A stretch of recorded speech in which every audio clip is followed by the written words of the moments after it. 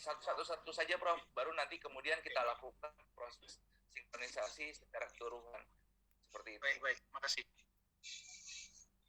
Terima kasih, Pak. Silakan selanjutnya Bu Nurul. Ya, baik, terima kasih Pak Ibnu. Assalamualaikum warahmatullahi wabarakatuh. Waalaikumsalam.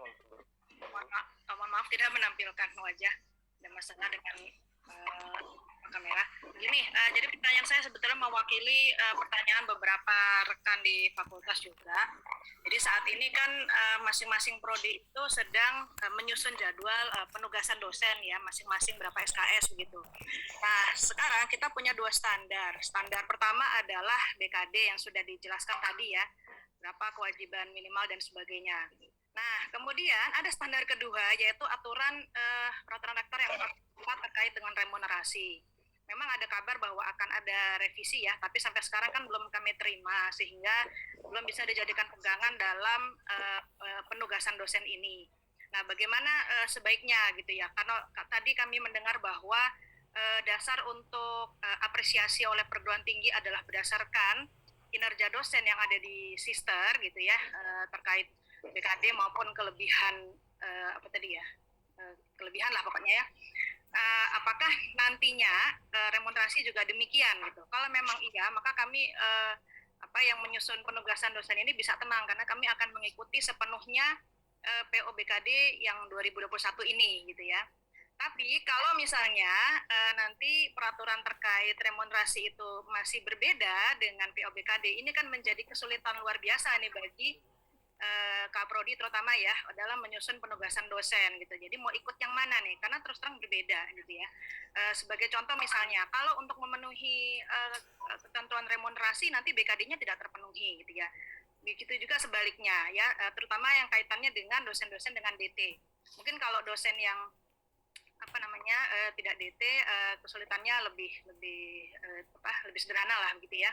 Nah, kemudian terkait itu juga jadi pertanyaan apakah nanti untuk bidang 1 yang ketentuan 12 ataupun 13 SKS itu hanya mengajar saja ya, bukan yang untuk DT berarti ya.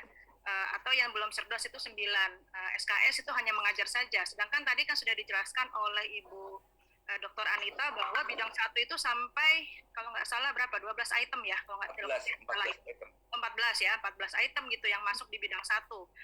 Nah seperti itu, jadi mohon kepastian agar kami yang di prodi maupun fakultas ini bisa tenang dalam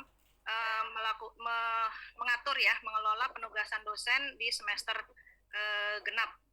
Begitu Pak Ibnu dan Bapak Ibu asesor narasumber dan sebagainya, mohon penjelasan dan kepastian. Terima kasih. Baik, sebelum ke Bu Anita mungkin ke Bu Tria dulu, ada yang disinggung soal remunerasi, mungkin Bu Tria.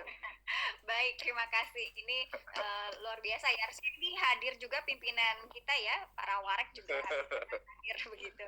Baik, untuk terkait 404 sebetulnya itu bukan yang menang BPM, tetapi pada saat penyusunan pedoman indikator kinerja dosen, kami sudah betul-betul menyesuaikan dengan POBKD begitu Bu Nurul. Jadi kemarin juga Pak Ibnu ikut hadir ya, bahwa kita selalu berpatokan pada POBKD, baik yang DT sudah disesuaikan ya. Kemarin masih misalnya rektor 9, sekarang sudah di angka posisi 6 ya. Iya betul. Nah, tinggal kita menunggu untuk terputus Bu Tria.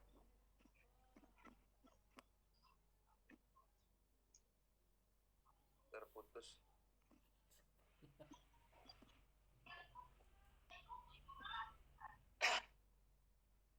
Tria suka mutus-mutus sih. Iya Bu Tria. Ya pada pokoknya Bu Nurul bahwa sebisa mungkin dalam proses itu kami memberikan masukan kepada proses remunerasi itu bersesuaian dengan POBKD. Sejauh ini kemarin Bu Tria saya simak, saya tidak masuk timnya tapi saya ikut saja bahwa dalam proses itu masih melakukan sinkronisasi dengan BKD agar bridging-nya itu berjalan mulus dan smooth seperti itu untuk berkaitan dengan remunerasi. Mungkin berkaitan dengan pelaksana pendidikan Bu Dr. Anita, ada yang disampaikan?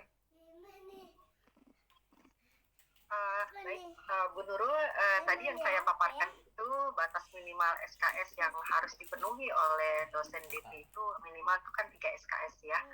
bidang pembelajaran itu udah sesuai dengan PO keterangan dari PO BKD demikian Bu Nurul. Kalau misalnya dikaitkan dengan kewajiban pekerjaan dan peraturan-peraturan harmonisasi mungkin itu kajiannya tersendiri ya, karena kan fakultas kita punya kebijakan tersendiri tentang itu gitu. Jadi yang saya paparkan tadi itu adalah yang disesuaikan dengan PO BKD tahun 2021 gitu, agar memenuhi standar kewajiban kita untuk membuat laporan BKD untuk tahun akademik ya, tahun akademik ganjil 2001-2002.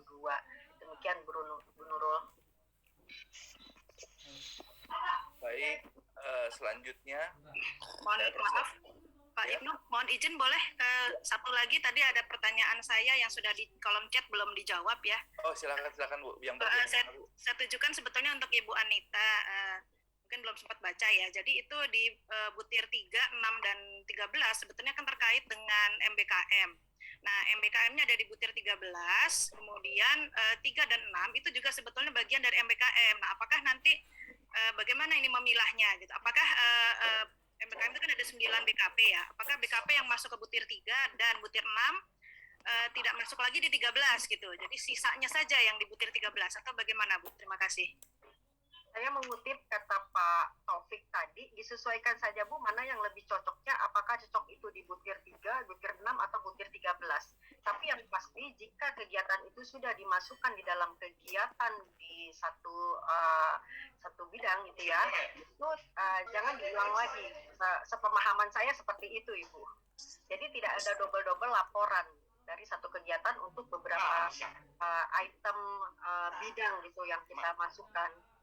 Jadi disesuaikan saja Bu, ini mana yang cocok. Memang kadang-kadang, bukan kadang-kadang ya, ada beberapa redaksi dari unsur-unsur itu yang kata-katanya kok ini seperti mirip ya dengan yang nomor sekian, kok ini bisa sama ya dengan bidang yang ada di sana gitu. Dan itu yang bikin kadang-kadang kita bertanya ya, dosen ya, kapasitas saya sebagai dosen juga yang memiliki tanggung jawab untuk membuat laporan BKD gitu. Jadi saya mengutip kata-kata Pak Taufik tadi, disesuaikan saja mana yang lebih cocok gitu. Jadi saya aplikasikan di dalam menentukan bidang mana yang akan kita isi gitu Bu. Kalau tadi kan Pak Taufik menjelaskan tentang masuk ke dalam unsur mana kalau di penelitian. Sekarang kalau misalnya di kegiatan, ya sudah itu dicocokkan di bidang yang mana yang mau yang lebih sesuai gitu Bu. Tapi setahu saya ini tidak boleh double-double. Gitu. Kalau sudah dimasukkan di bidang penelitian di nomor 3 misalnya, jangan dimasukkan ke nomor 6 atau dimasukkan nomor 13. Jadi nanti akan tidak ada double gitu ya dalam satu kegiatan. Itu saja sih, mungkin ada bisa ditambahkan dari rekan-rekan lain yang lebih paham gitu tentang ini. Mohon izin. Baik, terima kasih Bu Anita. Pada pokoknya Bu Nurul seperti yang disampaikan Bu Anita, proses pengisiannya itu di bagian pendidikan 60% itu yang menginput adalah feeder. MBKM, kegiatan pembimbingan, KKN, PKL dan seterusnya itu yang menginput adalah feeder, bukan kita dosen. Jadi dosen otomatis sudah tersplit sesuai dengan budaya nanti memasukkan dari operator feeder memasukkan semua kegiatan dosen. Memang sejauh ini belum semua kegiatan tersebut dilaporkan oleh feeder. Ini persoalan yang sudah kami deteksi di awal gitu. Jadi memang seperti yang Bu Anita sampaikan bahwa nanti setelah ini ada pertemuan khusus kami BPM dengan para operator feeder untuk bisa mengantisipasi hal ini di lain waktu yang kedepannya. Seperti itu Bu Nurul, kita berpindah ya ke yang lain, ada masih ada 6 lagi. Pak Ibnu, kalau boleh minta izin Pak, menyambung yang tadi. Jadi tadi sudah saya sampaikan juga di chat bahwa untuk pengisian kegiatan dosen membimbing itu di Siakat Sevima sudah ada di kegiatan pendukung. Jadi nanti operator itu bisa input di situ, dan kalau posisi sekarang itu dibuka akses untuk semua kaprodi, sekprodi, dan admin prodi juga gitu, untuk membantu. Sebab kalau semua ke operator kayaknya berat juga ya, karena dosen prodi kan banyak sekali gitu, belum lagi kegiatan masing-masing. Kemudian mohon izin satu lagi konfirmasi terkait kepala laboratorium itu kan kalau di POBKD itu buktinya adalah SK jabatan dari pimpinan PT. Berdasarkan statuta itu pimpinan PT adalah rektor dan wakil rektor. Nah saat ini kalep untuk level prodi itu SK-nya masih dekan. Apakah kemudian harus dibuatkan SK rektor atau bagaimana? Terima kasih. Itu yang terakhir. Saya coba bantu jawab ya Bapak Ibu sekalian biar cepat. Menurut PP, tadi saya sudah sebutkan di chat, menurut PP, maka yang disebut PP 37 tahun 2009, maka yang disebut dosen dengan tugas tambahan levelnya sampai dengan jurusan ke atasnya. Berarti itu termasuk berkaitan dengan siapa yang menetapkan jabatan tersebut tidak ditentukan. Jadi bisa diupload kalau memang dulu ditetapkan melalui keputusan dekan. Gitu. Memang nanti bisa saja diseragamkan dengan keputusan rektor yang menetapkan, itu bisa saja kalau memang tidak ada delegasi mengatur dekan untuk menetapkan jabatan ketua lab prodi seperti itu. Tergantung perguruan tingginya. Akan tetapi di dalam ketentuan yang diatur dalam POBKD Matrix tersebut untuk dosen dengan tugas tambahan tidak harus dengan SK satu jabatan, penetapannya tergantung dengan masing-masing. Setiap PT penentuannya bisa oleh dekan. Kalau misalnya tugas mengajar oleh dekan, kan ada yang tugas mengajarnya oleh dekan, ada yang tugas mengajarnya oleh rektor. Jadi tidak ada masalah. Yang penting ada penugasan resmi dari jabatan yang diberikan kewenangan untuk itu. Seperti itu. Seperti itu Bu Nurul, saya langsung coba pindah ya Bu ya ke yang lain. Ada 6 orang yang ingin bertanya lain juga. Ya, terima kasih. Baik, silakan. Ya silakan selanjutnya Bu Sawitri, nanti ada Pak Ayun, Bu Atifa dan Bu Erni. Silakan Bu Sawitri. Terima kasih Pak Ibnu, menyambung feeder tadi. Saya sudah coba hubungi feeder Fakultas Hukum ya, memang hampir semuanya. Nah itu dia kasih link pangkalan data. Saya udah cek di pangkalan data ada nama dosen-dosen yang memang sudah diupload pangkalan data Dikti ya. Tetapi disampaikan juga secara otomatis, tapi ini kok nggak sinkron terus gitu kan. Saya tanya, ini kan kita kejaran waktu ya. Alasannya mereka masih update sistem feeder itu bagi penerimaan mahasiswa baru yang diterima, yang ditolak, ujian seleksi, kemudian penerimaan maba. Jadi mana yang duluan gitu. Itu banyak sekali, maksud saya gini loh, berikan kami kesempatan gitu ya, yang mana yang mesti didahulukan. Kalau itu kan sudah lama ya, kami minta tuh 2 bulan lalu gitu ya, tapi masih berkejaran dengan ini gitu. Jadi minta tolong Pak Ibnu, mana yang lebih didahulukan gitu loh. Karena itu hampir 2 bulan, saya juga bilang waktu itu kita sempat rapat di bulan November kalau nggak salah. Itu mana masih berkisaran itu masalahnya, masih maba untuk peningkatan mahasiswa. Itu aja Pak Ibnu, waktunya yang mesti kami dapat itu. Terima kasih Pak Ibnu. Terima kasih banyak Bu Sawitri. Mungkin Pak Taufik ada komentar terkait dengan operator feeder ini. Kalau di pangkalan data sudah ada Pak Ibnu, kita semua insya Allah ada sih di pangkalan data Dikti ya, tapi sinkronnya itu loh katanya secara otomatis, tapi belum juga di kita. Terima kasih. Betul, saya juga merasakan Bu. Mungkin Pak Taufik ada tanggapan? Baik, saya sampaikan gitu ya. Secara teknis gitu ya, secara teknis terkait dengan pelaporan aliran data gitu ya. Aliran data kalau dari pangkalan ini melihat dari segi PD Dikti ya, gitu, dari segi PD Dikti kalau masuk ke dalam sistem dalam hal apapun juga, perubahan data atau apapun juga data ketarik ke dalam sistem itu membutuhkan waktu 2 kali 24 jam yang pertama gitu ya. Ya tadi kalau misalkan tadi disampaikan sudah 2 bulan dan segala macam, itu nanti saya evaluasi kembali terkait dengan operator gitu ya. Baik, nah di sini juga terkait dengan data feeder, sebetulnya begini, yang namanya data di feeder dengan data yang ada di PD Dikti itu adalah real time, di mana kita sinkron data akan masuk langsung gitu ya. Akan tetapi di sini data sister itu adalah server tersendiri. Makanya di sini pengelolaan sister pada sister pusat yang sering saya sampaikan, sister pusat itu adalah orang-orangnya tersendiri. Kita menemui kendala karena kita kebetulan tim pusat juga, itu memiliki kendala. Sister di pusat sebagai penanggung jawab ini jujur saja di Dikti itu selalu berubah-ubah gitu ya. Atas dasar pengetahuan juga mereka itu belum tentu yang ditunjuk itu belum tentu menguasai juga gitu ya. Jadi ya kita maklumi saja terkait dengan aliran data. Nah makanya kadang suka kalau memang secara terpaksa gitu ya, saya sih nggak melihat dari nilai kebocorannya Dikti. Kalau misalkan menetapkan penutupan tanggal sekian tiba-tiba ada toleransi mundur libur dan segala macam gitu ya. Itu belum teramat sangat tertib. Oke. Nah, terus saya ulangi lagi, kalau data dari feeder predicti, di data feeder predicti ini menjadi bahan masukan, karena akan saya evaluasi gitu ya terkait dengan operator. Memang betul gitu.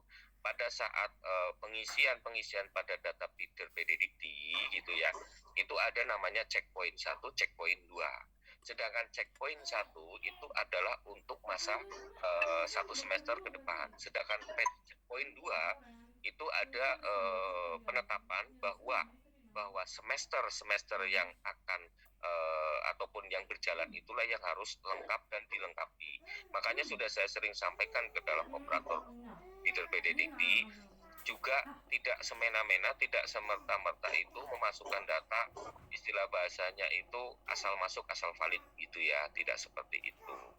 Apalagi tadi sudah dibantu gitu ya, kita nanti akan menggunakan sistem cloud atau Sevima gitu.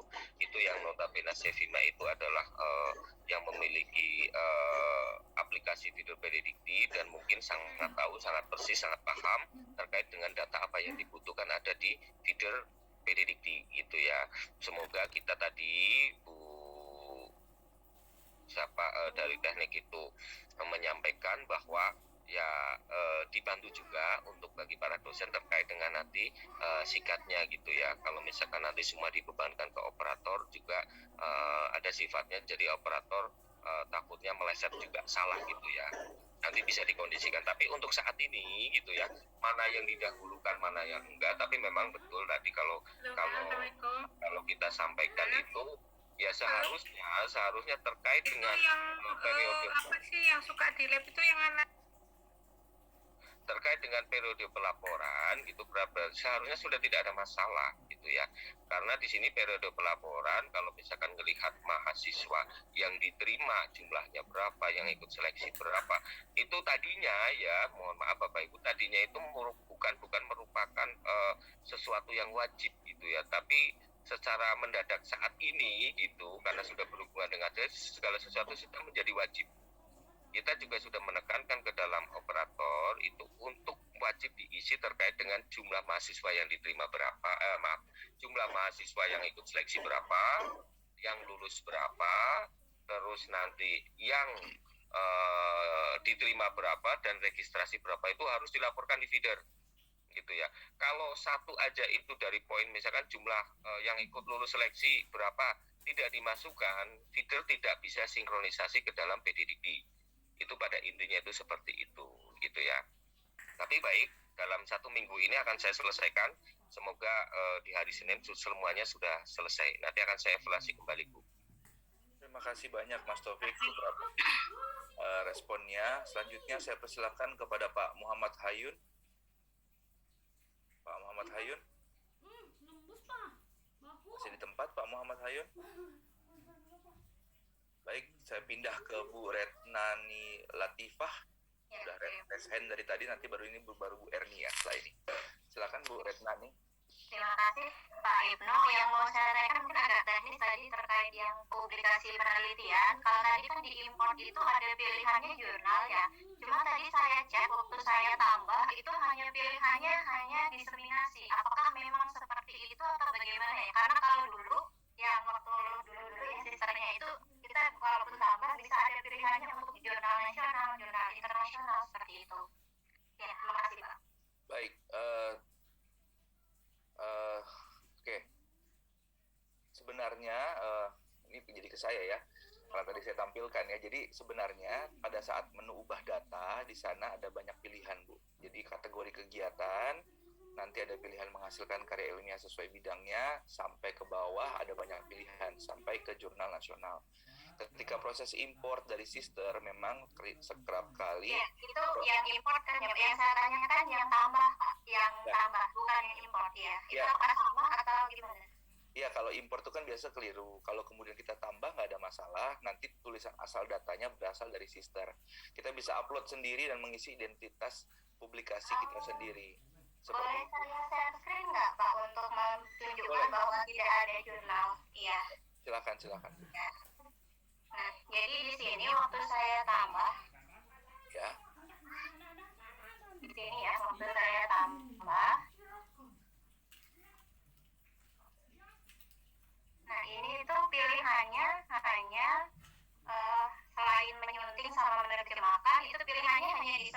jadi tidak ada pilihan jurnal, itu yang saya maksudkan.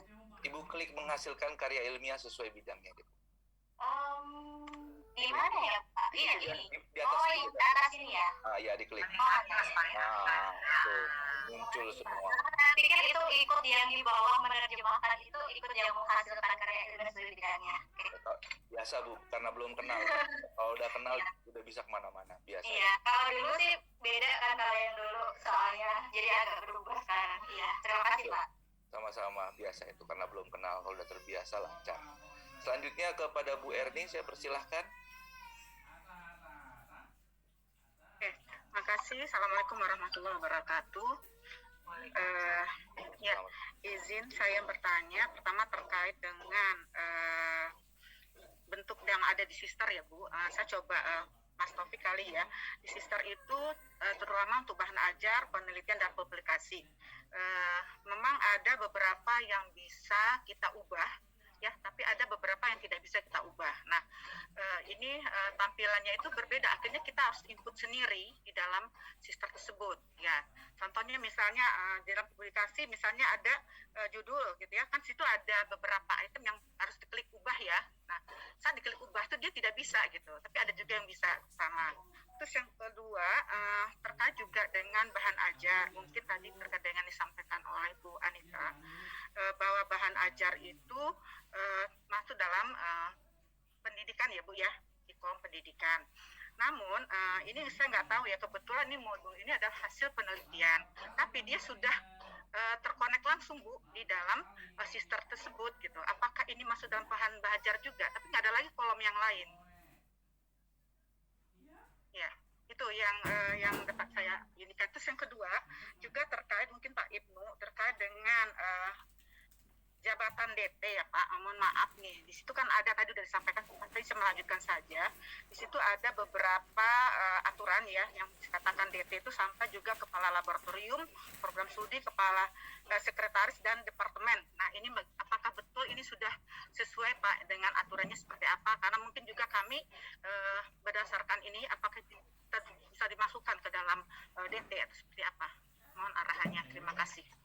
Baik, terima kasih ke Bu Anita terlebih dahulu, baru nanti kita bicara soal DT. Silakan Bu Anita, masih soal bahan ajar ini Bu. Ya, mohon dikoreksi. Ini saya mengintisarikan pertanyaan Ibu. Ibu ada hasil penelitian di mana hasil penelitian ini dijadikan bahan ajar, begitu Bu? Hasil penelitian itu adalah modul ya Bu, modul. Itu Ya, hasil sebetulnya sudah terinclude. Saya tidak pernah ini kan dari Simitapmas sebetulnya ya sudah masuk. Itu tahun 2015, 16, 17 sampai 2020. Akhirnya itu dia masuk di kolom bahan ajar. Boleh saya share Bu? Boleh. Ya. Baik. Selanjutnya Saya coba share dulu ya. silakan Bu. Ini.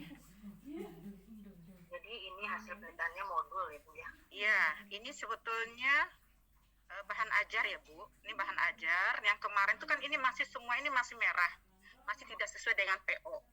Nah, sebetulnya ini saya tidak pernah input. Ini adalah semuanya sudah ada di Simitapmas ya, hasil penelitiannya. Namun ketika saya perbaiki, dia tidak bisa.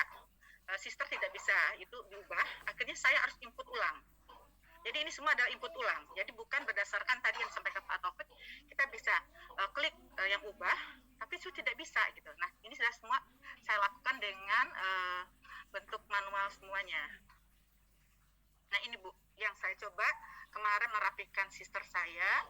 Di sini terlihat ini sudah sesuai, sudah saya input ulang. Ini saya input ulang semuanya.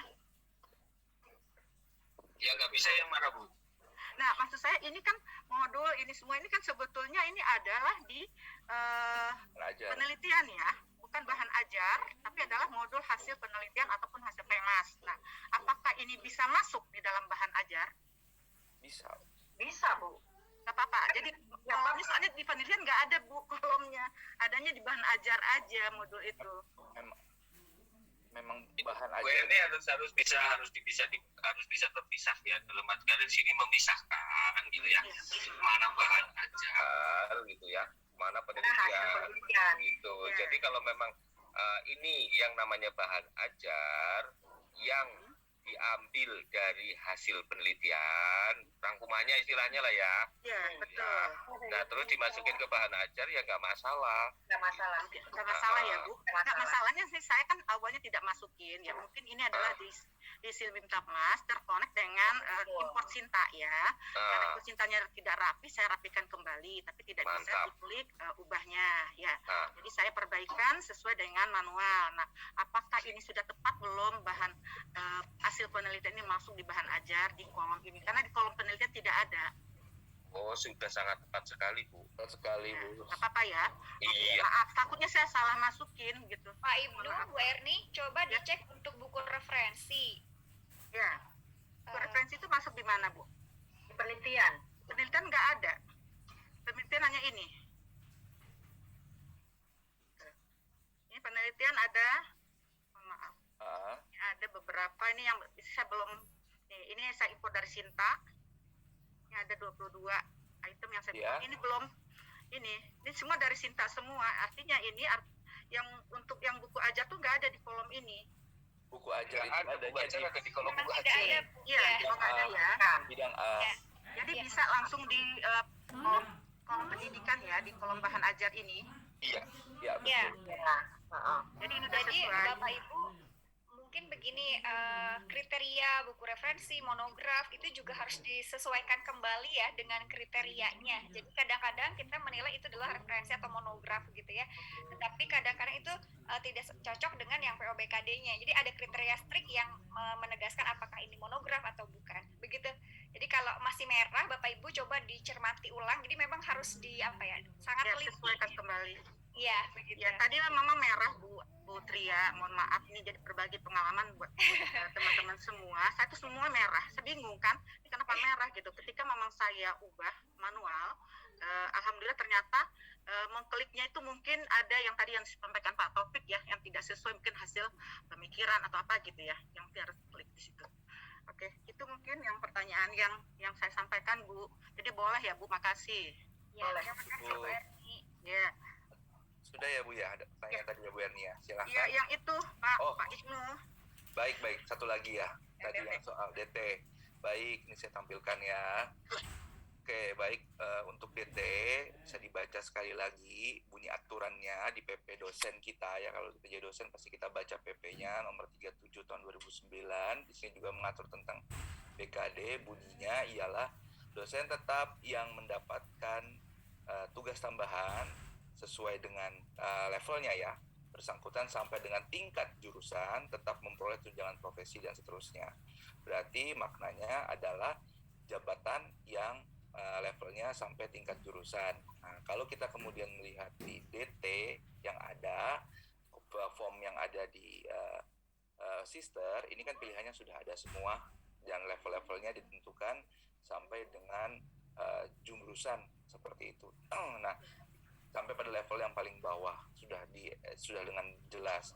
Nanti tinggal dimasukkan, kemudian ada pilihan penugasannya itu apa, berupa SK ataupun apa, terus kemudian waktu jam yang diakui dan nomor SK penugasan. Tadi ada pertanyaan apakah harus SK rektor bagi yang diangkat masih menggunakan delegasi, kewenangan dekan dan dekan untuk menetapkan, maka tidak ada masalah. Yang penting ialah ditulis dengan jelas waktu mulai menjabat hingga tanggal berakhir tugas. Nanti otomatis sistem kita akan menyesuaikan dengan sistem berlanjut seperti itu kalau memang masih dalam periode jabatan sesuai dengan tugas tambahan yang ditentukan. Seperti itu, Bu Erni, pertanyaan. Baik Pak Ibnu, artinya DT yang tadi ya, item yang terima tadi ya, masih bisa dimasuki kategori DT ya Pak? Betul, masih bisa sesuai dengan ketentuan PP 37 tahun 2009. Itu lebih kompleks lagi dan detail lagi tentang BKD kita. Mungkin ada lagi yang lain Pak Hayun tadi yang... Terima kasih Pak. Ya, silakan. baik, terima kasih. Assalamualaikum warahmatullahi wabarakatuh. Waalaikumsalam warahmatullahi wabarakatuh. Untuk kita semua Bapak Ibu semuanya. Mungkin langsung saja, ini hal teknis mungkin yang saya tanyakan Pak Ibnu dan Bapak Ibu narasumber. Pertama berkaitan dengan taruhlah di itu lampiran BKD untuk mata kuliah yang kita ajarkan ya. Nah, di situ kan ada upload dokumen. Nah, di situ kan ada upload dokumennya ada 2 kalau tidak salah. Yang pertama yang di atas untuk upload dokumen. Nah, itu apa yang kita isi di upload dokumen yang di atasnya. Setelah itu kan ada tuh link dokumen. Ada upload dan ada link dokumen. Apakah link dokumen itu misalnya kan ada SK nih, SK mengajar. Ada SK mengajar, kemudian kan kalau lampiran BKD itu kan seperti RPS, kemudian nilai, kemudian juga daftar hadir ya, dan juga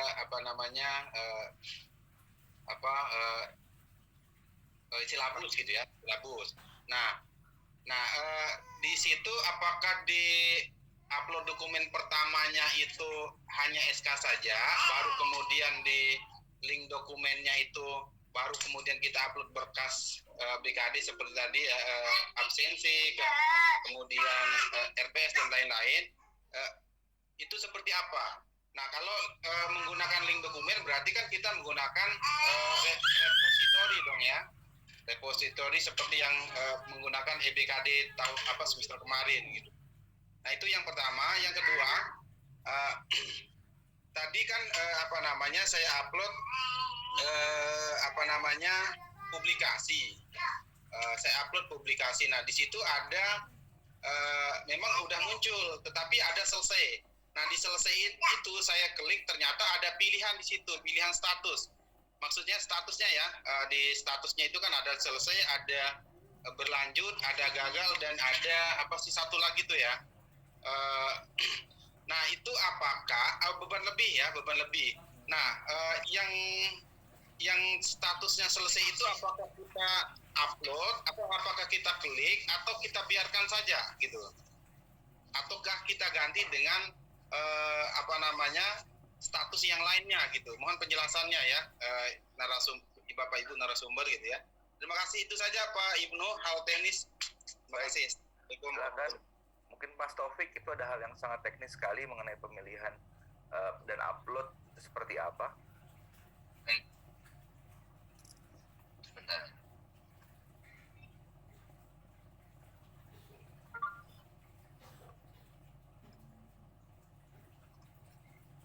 Baik ya, di sini terkait dengan tadi dokumen di mana pengajaran ya? Ya, pengajaran. Di pendidikan itu ya. Di sini belum ada bukti, silakan Bapak Ibu klik, gitu ya. Nah, di sini perlu saya sampaikan terkait dengan tautan dokumen adalah repositori UMJ, gitu ya. Akan tetapi kalau di sini melihat dari misalkan asuhan kebidanan gitu ya, adapun kalau seandainya bahwa tugas atau SK mengajar sudah dimasukkan ke dalam repositori dan lain-lainnya itu dimasukkan ke dalam repositori gitu, itu silakan tautkan linknya di sini. Akan tetapi gitu ya, tetap dokumen harus terisi salah satu. Nah, di sini saya sarankan SK tugas ngajarnya saja. Oh gitu, baik. Nah, kalau seandainya Bapak tidak mentautkan ke dalam repositori, akan tetapi filenya akan diupload ke sini semua ya. Di sini semua. Nanti setelah Bapak Ibu masukkan dokumen satu, itu nanti akan tambah dokumen lagi. Itu bisa menambah. Itu kalau mau masukin di sini semua. Akan tetapi dari keseluruhan dokumen, keseluruhannya Bapak Ibu ya, bukan per masing-masing file ya.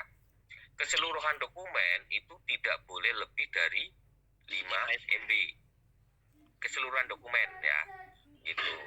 Nah, jadi kalau menurut saya baiknya mendingan di repositori saja linknya. Nanti di sini masukkan SK ngajarnya saja. Oke, baik. Kalau memang itu ada di bagian penelitian, misalkan dan yang lainnya, silakan masukkan yang sifatnya surat tugas aja, gitu. Nanti file yang besar-besarnya masuknya ke dalam repositori.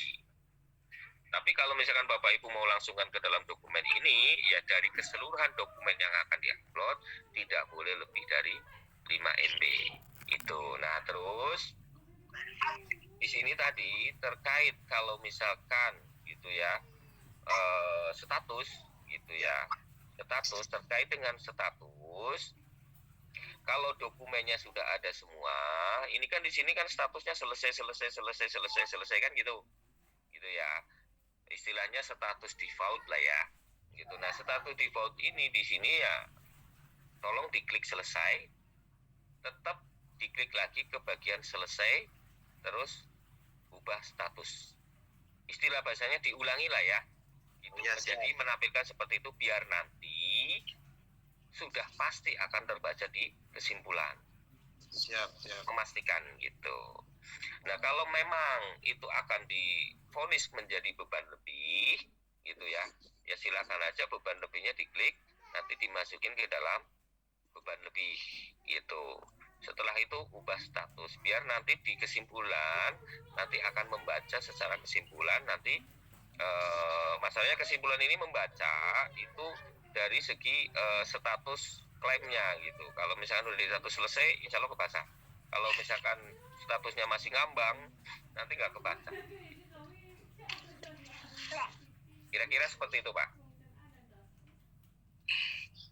Siap, terima kasih Pak. Baik. Pak Taufik, mohon izin untuk menambahkan, boleh Pak? Oh, silakan.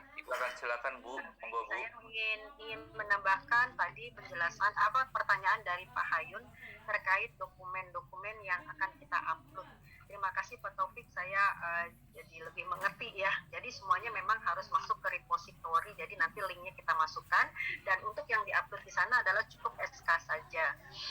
Namun jika ada 2 jalan kan Pak ya, kalau misalnya di repository tidak, berarti tadi di tempat uploadan semua dokumen itu harus dimasukkan dengan catatan total jumlahnya tidak boleh lebih dari 5 MB, begitu ya Pak? Iya. Yang saya ingin komentari dari Pak Hayun itu adalah tadi Pak, bukti dokumen RPS dan RPS dan silabus gitu. Kalau menurut saya RPS dan silabus itu tidak tepat dijadikan bukti dokumen yang sesuai untuk kegiatan mengajar. Karena apa? Kalau RPS itu kan baru rencana. Sementara nanti asesor yang dilihat itu adalah pelaksanaannya udah berapa kali tatap muka. Jadi yang sudah real dilaksanakan. Nah, yang lebih tepat itu jangan RPS atau silabus, tapi berita acara mengajar kita dosen. Gitu loh. Misalnya pertemuan pertama tanggal berapa, jam berapa, terus materinya apa yang kita sampaikan di sana. Itu terus sampai UAS gitu. Jadi di situ kita asesor bisa membaca itu. Oh iya benar, ternyata untuk mata kuliah ini dosen si A ini melaksanakan tatap muka sebanyak 16 kali pertemuan gitu. Jadi itu ya Pak Hayun. Jadi jangan masukin RPS atau silabus karena RPS itu baru rencana gitu. Jadi yang di sini yang kita lihat adalah yang sudah dilaksanakan. Jadi buatlah berita acara. Kalau di VIP itu kan kita ada ya di absennya ya, setiap perkuliahan dosen mengisi kehadirannya, tanggal, jam, terus materi yang diberikan pada pertemuan itu. Nah itu yang digunakan di scan, lalu di PDF-kan, dan itu yang di-upload. Itu saja Pak Hayun, terima kasih. Baik, terima kasih Bu Dr. Anita. Nampaknya sudah waktu di pukul 12. Untuk itu saya persilahkan kepada tadi para narasumber, khususnya beberapa narasumber tadi, Prof. Yuni dan Prof. Ali Guntar. Mungkin Prof. Yuni terlebih dahulu ada hal-hal yang disampaikan sebagai penutup dalam proses kegiatan sosialisasi ini. Saya persilahkan Bu Prof. Yuni. Ya, terima kasih Mas Ibnu, mohon izin tanpa kamera. Bapak Ibu, untuk hal-hal yang sinkronisasi dengan Sinta dan lain-lain, apabila ada kegagalan, kalau menurut saya yang penting diselesaikan adalah yang untuk dekade semester ini saja. Jadi tidak usah dibikin sulit, tetapi dibikin solutif aja. Yang penting kinerja 1 September 2021 sampai 28 Februari 2022. Nanti bertingkat kita rapihkan lagi sister. Gitu ya Mas Ibnu ya. Baik. Supaya kita tidak biar kalau ada kendala apa-apa itu tidak terdampak dulu ke BKD. Betul. Terima kasih, Mas Ibnu. Baik, terima kasih banyak Prof atas waktunya. Selanjutnya Bu Dr. Tri Ari Guntar, silahkan Bu, beberapa hal penutup yang disampaikan. Ya Pak Wisnu, saya kira tadi sudah cukup banyak ya. Intinya adalah bila mau mengisi untuk BKD, jadi matriks rubrik ya, rubrik yang sudah diberikan, kemudian buku dari SK Dirjen itu. Nah dari situ tolong diperhatikan, jadi bisa. Saya kira semua bisa karena di situ sudah detail ya menjelaskan tentang berapa SKS-nya, karena kadang ada yang salah menuliskan SKS. Nah, ini nanti biasanya kalau asesor kan kita yang membenarkan setelah melihat buktinya gitu. Jadi untuk pengisian SKS-nya misalnya untuk bidang penunjang maupun bidang yang lain ya. Nah, itu biasanya kalau tidak melihat panduannya mengisinya asal isi SKS-nya begitu. Jadi nanti kita asesor yang kalau tidak sesuai kan kami yang akan merubah gitu. Jadi kalau mau mengisi, saya kira sebaiknya melihat dulu di rubrik yang sudah ada, yang sudah dibagikan. Saya kira itu saja dari saya, Pak Ibnu. Terima kasih. Terima kasih Bu Dr. Tri Ari Guntar. Selanjutnya terakhir Bu Tria, ada yang disampaikan sebagai penutup selaku Ketua BPM. Silahkan. Saya ucapkan terima kasih kepada Bapak dan Ibu dan seluruh narasumber yang sudah berkenan ya sharing di acara hari ini. Pesannya adalah selalu dibuka lagi matriksnya ya. Dan kalau misalnya nanti pada saat periode perlu pelayanan BPM, insya Allah, tetapi mohon dimaklumi karena ada 618 dosen ya yang mengisi sister. Jadi silakan dicek waktunya begitu sehingga tidak menumpuk pada satu hari gitu. Kalau ada pertanyaan-pertanyaan atau terkait dengan pelaporan di laman sister. Demikian Pak Ibnu, semoga sehat selalu dan sukses insya Allah. Terima kasih. Terima kasih banyak kepada Bu Dr. Tria atas beberapa hal penutupnya. Baik, terima kasih Bapak Ibu sekalian. Kita telah di penghujung acara dan sudah memasuki waktu duhur. Semoga sosialisasi kali ini membawa manfaat khususnya dalam hal penyusunan BKD, dan tidak perlu lagi memilih siapa asesornya karena para asesor sendiri pun tidak tahu akan mengasesori siapa, dan bahkan dari PT mana. Dimungkinkan sekali para asesor itu akan menilai PT lain yang memang belum memiliki asesor dan jumlahnya mungkin agak berat. Sehingga setiap bulan Februari dan September akan menjadi siklus kita bersama dosen untuk mengisi beban kita setiap semester ya. Itu yang bisa saya sampaikan. Saya Ibnu Chandra Negara undur diri. Kita bertemu di lain kesempatan. Billahi taufiq wal hidayah. Astagfirullah khairat. Wassalamualaikum warahmatullahi wabarakatuh. Waalaikumsalam warahmatullahi wabarakatuh. Terima kasih Bapak Ibu. Mohon izin.